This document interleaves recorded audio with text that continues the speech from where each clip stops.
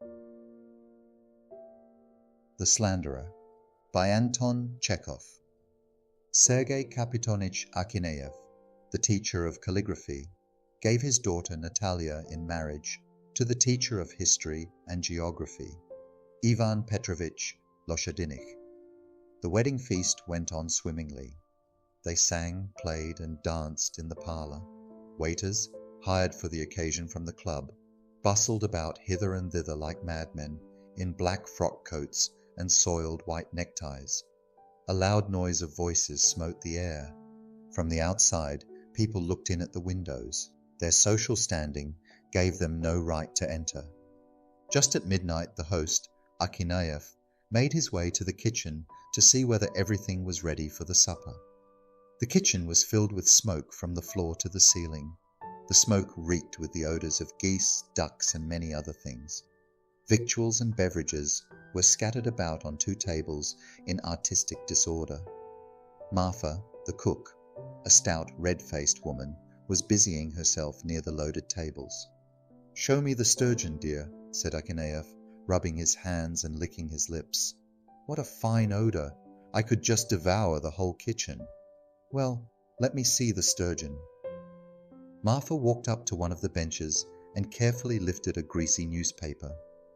Beneath that paper, in a huge dish, lay a big, fat sturgeon amid capers, olives, and carrots. Akhineyev glanced at the sturgeon and heaved a sigh of relief. His face became radiant, his eyes rolled. He bent down and, smacking his lips, gave vent to a sound like a creaking wheel.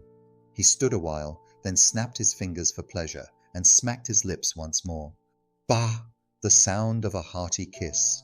"Whom have you been kissing there, Marfusha?" Someone's voice was heard from the adjoining room, and soon the closely cropped head of Vankin, the assistant school instructor, appeared in the doorway. "Whom have you been kissing here? Very good. Sergey Kapitonich, a fine old man indeed, with the female sex tete-a-tete." "I wasn't kissing at all," said Akhineyev, confused. "Who told you, you fool? I only smacked my lips on account of, in consideration of my pleasure at the sight of the fish."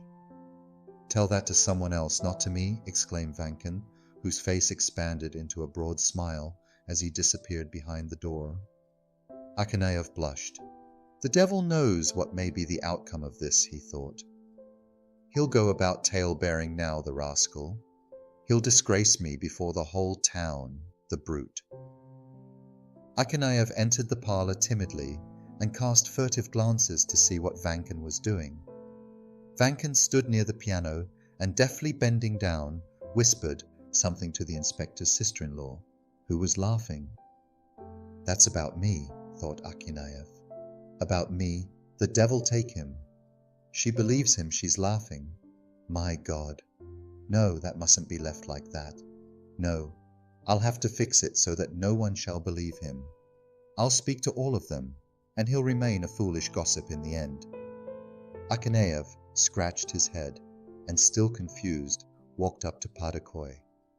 "I was in the kitchen a little while ago, arranging things there for the supper," he said to the Frenchman. "You like fish, I know, and I have a sturgeon just so big, about 2 yards. Ha, ha, ha!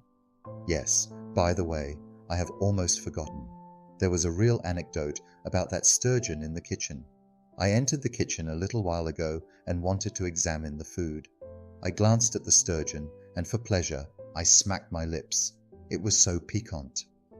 And just at that moment the fool Vankin entered and says, 'Ha, ha, ha,' and says, 'Ah, ah, ah.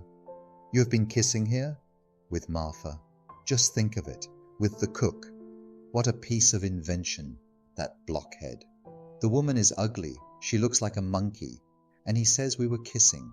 What a queer fellow." "Who's a queer fellow?" asked Tarantulov as he approached them. "I refer to Vankin. I went out into the kitchen." The story of Marfa and the sturgeon was repeated. "That makes me laugh. What a queer fellow he is.